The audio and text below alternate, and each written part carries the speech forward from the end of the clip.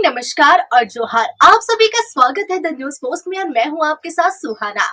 खबरों में आगे बढ़ेंगे। आज के झारखंड की तमाम 24 बड़ी खबरें और महत्वपूर्ण खबरों से रूबरू कराएंगे, लेकिन इससे पहले अगर आपने नहीं किया है द न्यूज पोस्ट को सब्सक्राइब, तो सबसे पहले आप हमारे चैनल को सब्सक्राइब करें, बेल आइकन पर क्लिक करना ना भूलें, क्योंकि इससे आपको राज्य भर की तमाम अपडेट मिलती रहेगी। तो चलिए शुरू करते हैं आज की महत्वपूर्ण खबरों से पहले मौसम का मिजाज जान लेते हैं। आज यानी रविवार को दिन में मौसम साफ रहने का अनुमान है। 7 बजे के बाद दिन में पारा 22 डिग्री के करीब रहने की संभावना है। साथ ही दिन में हल्की धूप देखने को मिलेगी। कड़ाके की ठंड से राहत मिल सकती है। मौसम विभाग के मुताबिक अब धीरे धीरे ठंड से राहत मिलेगी। इसके अलावा आने वाले 3 दिनों तक भी कुछ ऐसा ही मौसम रहने की संभावना है। झारखंड सरकार की सबसे कल्याणकारी योजना मुख्यमंत्री मैया सम्मान योजना की छठी किस्त को लेकर नया अपडेट सामने आ गया है। लाभुक महिलाओं के खाते में योजना की छठी किस्त सोमवार यानी 20 जनवरी से आनी शुरू हो जाएगी। 5वीं किस्त के बाद जनवरी में यह दूसरा मौका होगा जब लाभुक महिलाओं के खाते में 2500 रुपए पहुंचेंगे। पैसों को लेकर लाभुक बेटी और बहनें बेसब्री से छठी किस्त का इंतजार कर रही है। वहीं सरकार की ओर से पूर्व में ही सभी जिलों को योजना की राशि भी अलॉट कर दी गई है।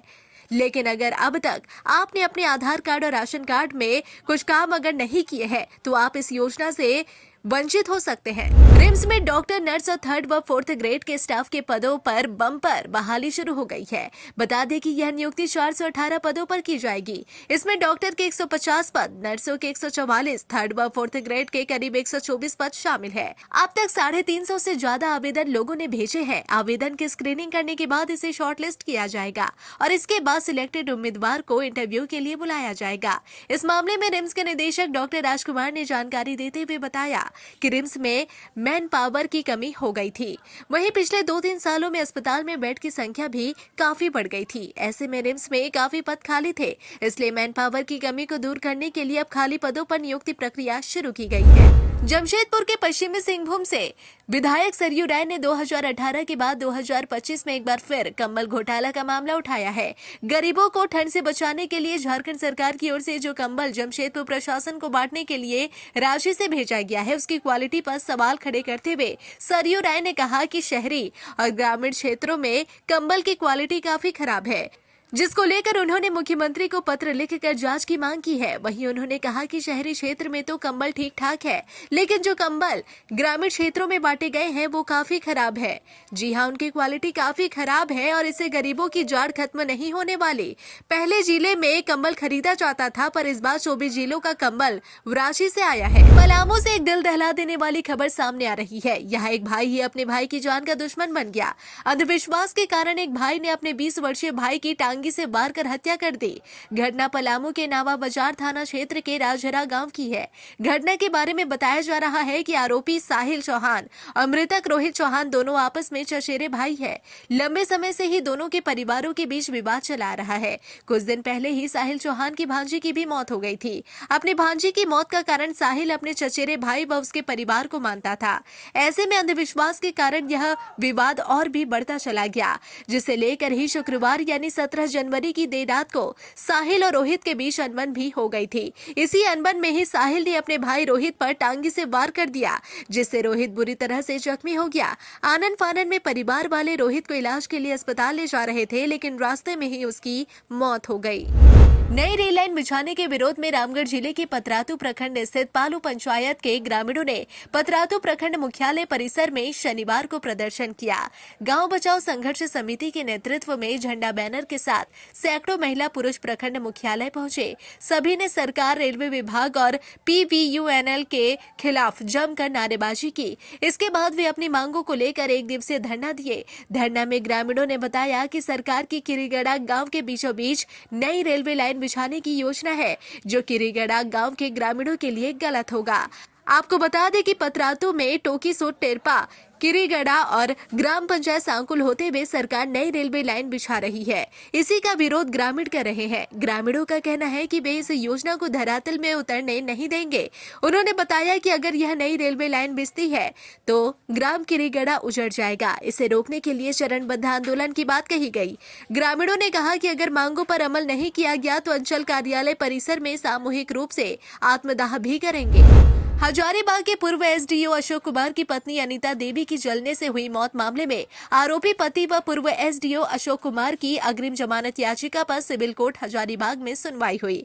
अपर जिला एवं सत्र न्यायाधीश 6 की अदालत में बचाव पक्ष की दलील सुनने के बाद मामले की गंभीरता को देखते हुए सबसे पहले केस डायरी मंगाने का आदेश पारित किया गया। साथ ही इस मामले में कोर्ट ने सुनवाई के लिए अगली तारीख 29 जनवरी मुकर्रर की है। इस मामले में बचाव पक्ष की ओर से पैरवी हजारीबाग बार संघ के अध्यक्ष राजकुमार कर रहे हैं। सुनवाई के दौरान उन्होंने कोर्ट को बताया कि आवेदक प्रशासनिक पदाधिकारी है और प्रथम दृष्टया उनके खिलाफ कोई साक्ष्य नहीं बनता। अपनी पत्नी को आग से बचाने के क्रम में पूर्व एसडीओ का हाथ भी जला है। ऐसे में अधिवक्ता ने उनकी गिरफ्तारी पर रोक लगाने का आदेश पारित करने की दलील दी। इस मामले में सूचक पक्ष की ओर से सरकारी वकील उपस्थित हुए और अपना पक्ष रखा। इसके अतिरिक्त निजी अधिवक्ता के तौर पर मिथिलेश कुमार सिन्हा उर्फ मन्ने ने भी अपना वकालतनामा कोर्ट में दाखिल किया। इस दौरान पीड़ित परिवार के वकील ने आरोपी को कड़ी से कड़ी सजा देने की मांग कोर्ट से की। झारखंड में रंगदारी को लेकर बागमारा का नाम टॉप पर है। यहाँ नेशनल ही नहीं इंटरनेशनल रंगदार है। बागमारा में रंगदारी की शिकायत रशियन वाणिज्य दूतावास ने भी की थी। बागमारा में फिलहाल की लड़ाई 2 सांसदों के बीच की है। बागमारा में पावर का उपयोग कर रंगदारी की लड़ाई छिड़ी हुई है। बिना पार्टनरशिप के बागमारा में कोई आउटसोर्स कंपनी चल नहीं सकती। यह कहना है निरसा के माले विधायक अरूप चटर्जी का। उनका कहना है कि अपने स्वार्थ में लड़ाने वालों की हाथों में भी हथकड़ी लगनी चाहिए। अरूप चटर्जी शुक्रवार को धनबाद आए थे। जब मीडिया ने उनसे सवाल किया तो उन्होंने बागमारा कांड को लेकर बहुत कुछ कहा। दरअसल बागमारा कांड अभी चर्चे में है। सबकी नजर बागमारा पर टिकी हुई है। 9 अगस्त को इलाके के एसडीपीओ पर हमले के बाद बागमारा की चर्चा हर जुबान पर है। 9 जनवरी को बागमारा के खरखरी जंगल में हिल टॉप राइजिंग आउटसोर्सिंग के लिए बाउंड्री को लेकर विवाद हुआ। इस विवाद में खुलकर गोली बम का उपयोग किया गया। एक व्यक्ति को गोली भी लगी थी। इस घटना के बाद एसडीपीओ के नेतृत्व में जब पुलिस बल कारू यादव के मार्केट कॉम्प्लेक्स में छापेमारी को गई तो पत्थरबाजी शुरू हो गई। एसडीपीओ घायल हो गए। उसके बाद तो धनबाद से लेकर रांची तक अफरा तफरी मच गई। रातों रात उत्तरी छोटा नागपुर के वरीय पुलिस अधिकारी धनबाद पहुंचे। बैठक की गई। बैठक के बाद 10 जनवरी से ताबड़तोड़ छापेमारी शुरू हुई।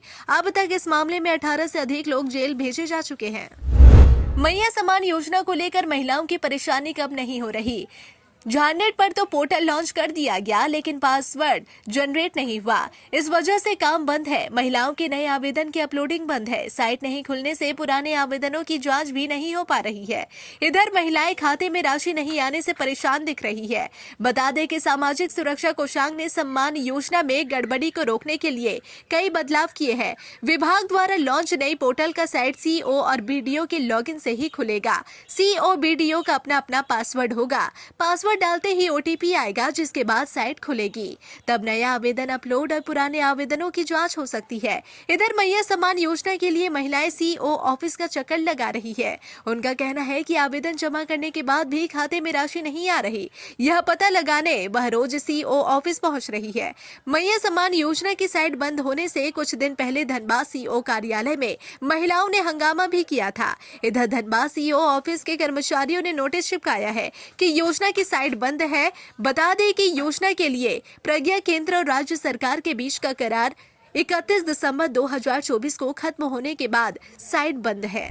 पलामू में रेलवे लाइन में युवक का शव बरामद हुआ है। उसके पास से मात्र एक ट्रेन का टिकट मिला है। साथ ही किसी तरह की परिचय पत्र नहीं मिलने से शिनाख्त में परेशानी आ रही है। आपको बता दें कि शनिवार की सुबह उटारी रोड व सदवाहिनी स्टेशन के बीच स्थानीय लोगों ने रेलवे लाइन किनारे एक युवक का शव देखा। इसकी जानकारी स्थानीय स्टेशन और पुलिस को दी गई। सूचना पर पहुंची पुलिस और जीआरपी की मदद से शव को रेल लाइन से हटाया गया। इस दौरान मृतक के पास से गढ़वा रोड से डेहरी ऑन सोन का एक टिकट मिला है। उसके पास से किसी तरह का परिचय पत्र नहीं मिलने से शिनाख्त में परेशानी आ रही है। जीआरपी की ओर से आशंका जताई गई है कि ट्रेन से गिरकर उसकी मौत हुई है। मालूम हो कि एक दिन पहले इसी लाइन पर एक ट्रैकमैन की कटकर मौत हो गई थी। साथ ही एक यात्री भी ट्रेन से गिर गया था। इससे उसकी भी जान चली गई थी। 2 दिनों में 3 लोगों की इस रेल मार्ग पर मौत के बाद स्थानीय लोगों के अलावा रेल कर्मियों ने चिंता जाहिर की है। हुसैनाबाद अनुमंडल मैदान स्थित मां तारा शक्ति दुर्गा मंदिर में मां दुर्गा की की प्रतिमा की प्राण प्रतिष्ठा के लिए 5 दिवसीय महायज्ञ किया जा रहा है।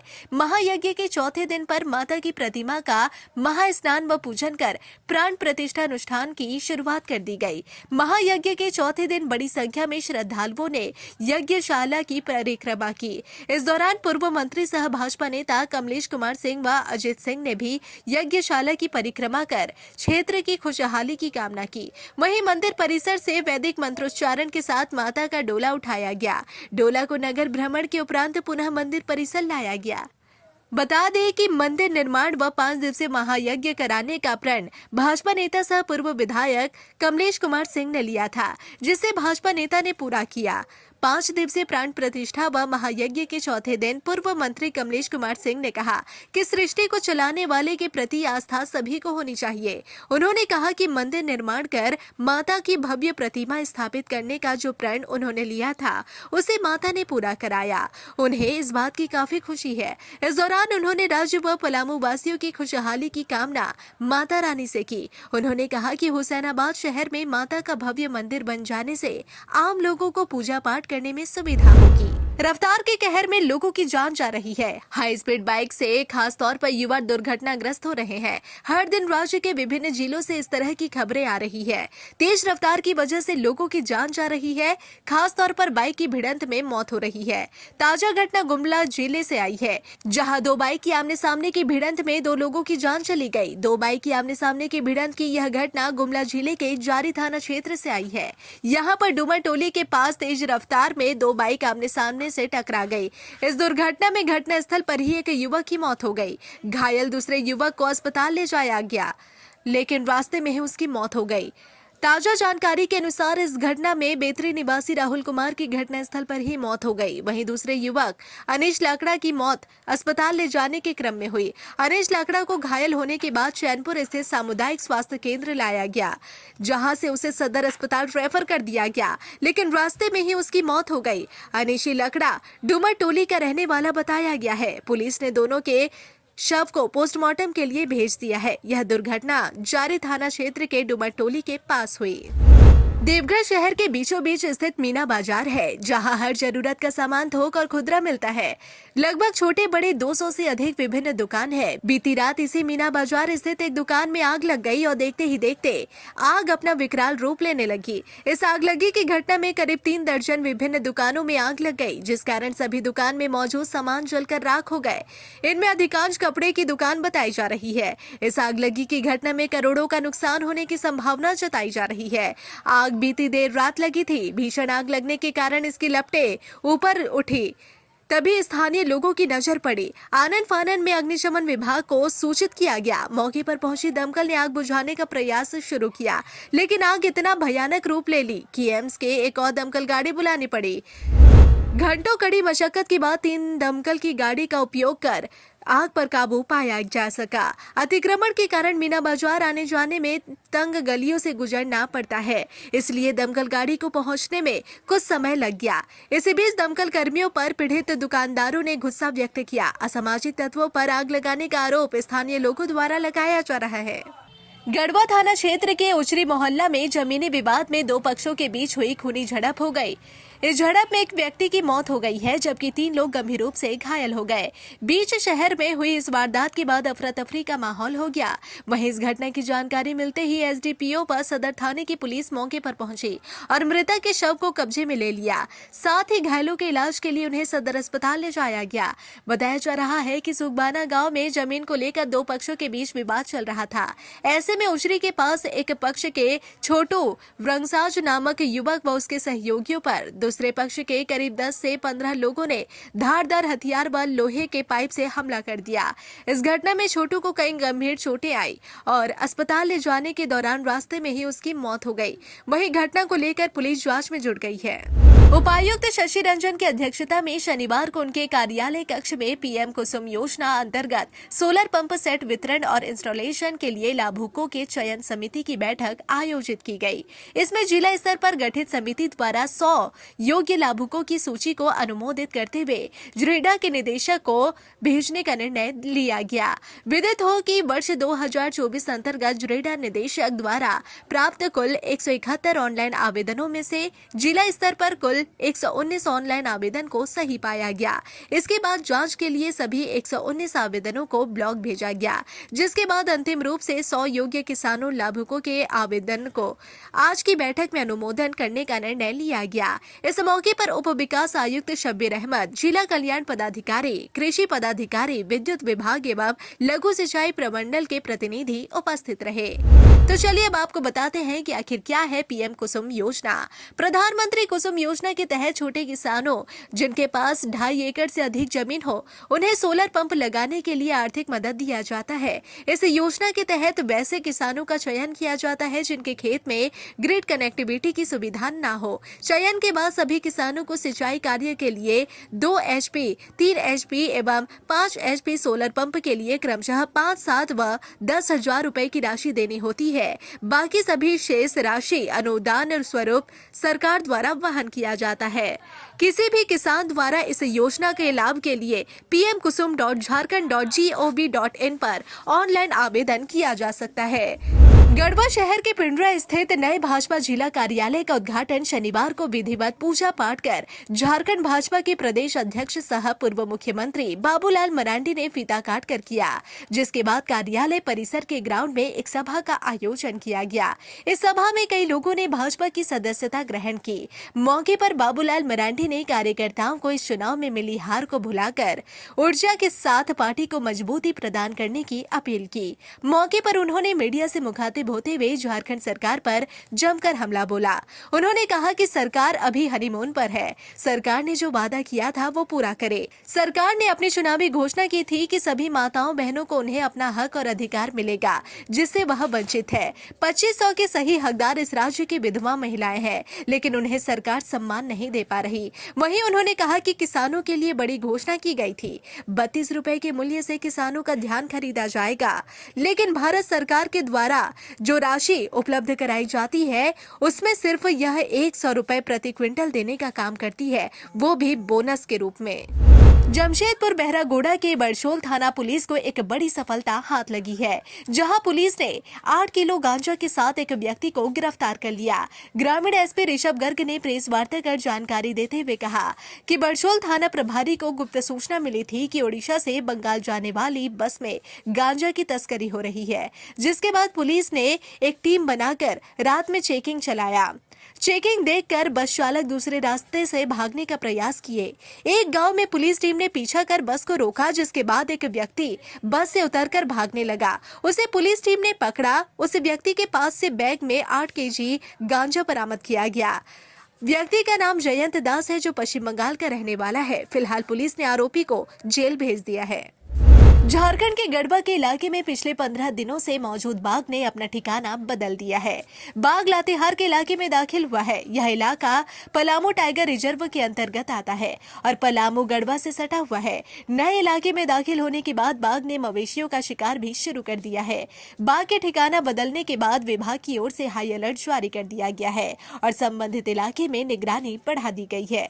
बाघ के पगमार्ग के सैंपल को लिया जा रहा है, साथ ही साथ ट्रैकिंग कैमरे भी लगाए गए हैं। शुरुआती जांच में यह बात सामने आई है कि बाघ वयस्क है और शिकार कर रहा है। गढ़वा के इलाके में बाघ ने आधा दर्जन से अधिक मवेशियों का शिकार किया था। दिल्ली से लौटने के बाद कांग्रेस के प्रदेश अध्यक्ष केशव महतो कमलेश ने प्रदेश कांग्रेस कार्यालय में नगर निकाय चुनाव को लेकर विशेष बैठक की। उन्होंने कहा कि राज्य के अंतिम व्यक्ति तक विकास की किरण पहुंचाने में नगर निगम चुनाव अहम भूमिका निभाते हैं। गांव की सरकार जहां ग्रामीण क्षेत्रों में विकासोन्मुखी तरीके से काम करती है, वहीं नगर निकाय शहरी विकास का रास्ता खोलता है। कांग्रेस के प्रदेश मीडिया प्रभारी राकेश सिन्हा ने बताया कि बैठक में निर्णय लिया गया कि निकट भविष्य में राज्य में होने वाले नगर निकाय चुनाव के सफल संचालन के लिए प्रदेश कांग्रेस द्वारा 11 सदस्यीय प्रदेश चुनाव समिति का गठन किया जाएगा। नगर निगम के क्षेत्र के लिए 9 नगर परिषद के लिए 5 और नगर पंचायत के लिए 5 सदस्यीय समिति का गठन जल्द ही किया जाएगा। इसके अलावा प्रत्येक नगर निगम, नगर परिषद और नगर पंचायत के लिए 2-2 पर्यवेक्षक नियुक्त किए जाएंगे, जो उक्त क्षेत्रों में जाकर प्रत्याशी चयन, booth committee, ward committee, panchayat committee के महत्व को देखेंगे और वहां के स्थानीय लोगों के साथ सामंजस्य स्थापित करने का काम करेंगे, ताकि उक्त चुनाव में कांग्रेस अपनी जीत की अधिकतम हिस्सेदारी सुनिश्चित कर सके। धनबाद शहर के एक निजी अस्पताल में मरीज को दवा दिए जाने के सवाल पर हंगामा जमकर हुआ। मरीज के परिजनों का आरोप है कि अस्पताल की फार्मेसी में दवा उपलब्ध नहीं थी, जिस कारण बाहर से लाकर दवा दी गई, क्योंकि मरीज की स्थिति गंभीर थी। समय से दवा देना जरूरी था। अस्पताल प्रबंधन ने परिजनों के द्वारा लाई गई बाहर की दवा मरीज को देने से इनकार कर दिया। अस्पताल प्रबंधन अपनी फार्मेसी की दवा उपलब्ध कराने की बात कह रहे थे। इसी बात को लेकर परिजन उग्र हो गए और अस्पताल परिसर में हंगामा करने लगे। सूचना मिलने के बाद स्थानीय पुलिस मौके पर पहुंची और हंगामा को शांत कराया। दरअसल शहर के चंद्र बिहार कॉलोनी के रहने वाले निर्दोष जैन नामक शख्स कैंसर से पीड़ित है। पिछले 8 जनवरी को परिजनों के द्वारा उन्हें शहर के बरटांड स्थित एक निजी अस्पताल में भर्ती कराया गया था। फिलहाल मरीज वेंटिलेटर पर है। अस्पताल के डॉक्टरों के द्वारा आज एक दवा लिखी गई थी, जो अस्पताल में नहीं थी। रांची से महाकुंभ स्पेशल ट्रेन का परिचालन शुरू किया जाएगा। आज सुबह 10 बजे केंद्रीय रक्षा राज्य मंत्री संजय सेठ कई ट्रेनों को हरी झंडी दिखाकर रवाना करेंगे। रांची से 10 स्पेशल महाकुंभ ट्रेन रेलवे द्वारा चलाई जा रही है। इस ट्रेन में जनरल स्लीपर एसी बोगियां मौजूद है। कल 38 बार से अधिक ट्रेन फ्री रहेंगी। रांची टुंडला ट्रेन नंबर 08067 19 जनवरी रविवार को यानी आज खुलेगी। टुंडला रांची ट्रेन नंबर 08068 20 फरवरी यानी सोमवार को। भुवनेश्वर टुंडला ट्रेन नंबर 08425 22 जनवरी, 5 जनवरी और फिर 25 जनवरी को रांची होकर गुजरेगी। तिलका टुंडला ट्रेन नंबर 08314 23 जनवरी, 6 फरवरी, 20 और फिर 25 फरवरी को प्रयागराज की ओर जाएगी। टुंडला तितलागढ़ ट्रेन संख्या 08313 25 जनवरी, 8 फरवरी, 22 फरवरी और 1 मार्च। तिरुपति और बनारस ट्रेन जिसका गाड़ी नंबर 07107 8 फरवरी, 15 फरवरी और 22 फरवरी। बनारस विजयवाड़ा ट्रेन संख्या 07108 20 जनवरी, 10 जनवरी, 17 फरवरी और 24 फरवरी को। नरसापुर बनारस ट्रेन संख्या 07102 26 जनवरी और 2 फरवरी। बनारस दर्शापुर ट्रेन नंबर 07110 27 जनवरी और 3 फरवरी को रांची के रास्ते जाएगी। तब आप ट्रेनों की अपडेट के लिए ट्रेन नंबर से रेलवे की वेबसाइट पर जाकर जानकारी ले सकते हैं। रांची से धनबाद और बोकारो जाने वाले लोगों को अब बीच रास्ते में परेशानी नहीं होगी। रामगढ़ जिले के गोला प्रखंड के सोसो खुर्द गाँव के पास अंडरपास का निर्माण कराया जाएगा। इससे जाम की समस्या नहीं होगी। आपको बता दें कि भारतमाला परियोजना के तहत ओरमांझी से गोला होते हुए जोन मोड़ तक निर्माणाधीन 4 लेन सड़क पर अंडरपास की सुविधा की मांग लगातार की जा रही थी, जिसे लेकर हजारीबाग सांसद मनीष जायसवाल ने पहल करते हुए यहां अंडरपास निर्माण का आश्वासन दिया। इससे एक और जहां रांची से धनबाद और बोकारो जाने वाले लोगों को जाम में नहीं फंसना पड़ेगा और दूसरी ओर स्थानीय लोगों को भी हादसे का डर नहीं रहेगा। भारतमाला परियोजना से बन रहे 4 लेन सड़क पर अंडरपास नहीं होने से हजारों ग्रामीणों को परेशानी होगी। इसे लेकर NHAI के प्रोजेक्ट डायरेक्टर व अन्य अधिकारियों से बात कर सांसद मनीष जायसवाल की मांगों को ध्यान में रखते हुए अंडरपास बनाने का निर्देश दिया है। NHAI के अधिकारियों ने 2 सप्ताह के अंदर जरूरी प्रक्रिया को पूरी कर अंडरपास का निर्माण शुरू करने का आश्वासन दिया। अमर शहीद वीर बुद्धू भगत की जन्म स्थली चान्हो के सिलागाई में दक्षिणी छोड़ा नागपुर प्रमंडल का किसान मेला सह प्रदर्शनी का आयोजन किया गया। कृषि पशुपालन एवं सहकारिता के द्वारा आयोजित प्रमंडल स्तरीय किसान मेला में 5 जिलों के किसान शामिल हुए। किसान मेला सह प्रदर्शनी का उद्घाटन विभागीय मंत्री शिल्पी नेहा तिर्की ने किया। किसान मेला में लगे 50 से ज्यादा स्टॉल का निरीक्षण करते हुए किसानों से उनके उत्पाद की जानकारी ली गई। इससे पहले अमर शहीद वीर बुद्धू भगत की प्रतिमा पर मंत्री सहित दूसरे अतिथियों ने माल्यार्पण किया। इस मौके पर विभाग के द्वारा किसानों के बीच परिसंपत्ति का वितरण किया गया। किसान मेला सह प्रदर्शनी को संबोधित करते हुए कृषि पशुपालन एवं सहकारिता मंत्री शिल्पी नेहा तिर्की ने कहा कि जब मंत्री पद की जिम्मेदारी मिली तो कुछ लोगों ने कहा उन्हें शिक्षा मंत्री बनाना चाहिए था, तो कुछ ने कहा कि उन्हें स्वास्थ्य मंत्री बनाना चाहिए था। लेकिन मैं जानती हूँ कि मांडर कृषि बहुल क्षेत्र है, इसके विकास का ये बेहतर अवसर और विभाग है। इस विभाग से क्षेत्र राज्य की जनता का ज्यादा से ज्यादा सेवा कर सकती हूँ। किसानों से सीधा संपर्क कर उनकी समस्याओं को सरकार तक पहुँचाने का काम करूंगी। मंत्री शिल्पी नेहा तिर्की ने कहा कि गुमला, लोहरदगा, खूंटी के किसान बेहतर काम कर रहे हैं। रांची पुलिस ने नकली नोट चलाने की कोशिश कर रहे 3 युवकों को गिरफ्तार कर लिया है। ये लोग अरगोड़ा थाना क्षेत्र में नकली नोट खपाने की योजना बना रहे थे। पुलिस ने साहिल कुमार, मोहम्मद साबिर और अबू हुजैफा नाम के 3 लोगों को पकड़ लिया है। इनके पास 4.99 लाख रुपए के नकली नोट बरामद कर लिए हैं। गिरोह के लोग लोगों को धोखा देकर नकली नोट चलाते थे। वे नोटों की गड्डी के ऊपर और नीचे असली नोट लगाते थे, जिससे पूरा बंडल असली लगे। फिर एक असली नोट के बदले 3 नकली नोट देकर लोगों को फंसाते थे। फिलहाल पुलिस यह पता लगाने में जुटी है कि गिरोह में और कौन-कौन शामिल है। पुलिस के मुताबिक गिरफ्तार किए गए युवकों का पहले से भी आपराधिक रिकॉर्ड रहा है। मामले की आगे जांच जारी है। फिलहाल इस बुलेटिन में बस इतना ही। ऐसे ही तमाम खबरों के लिए बने रहे द न्यूज़ पोस्ट के साथ।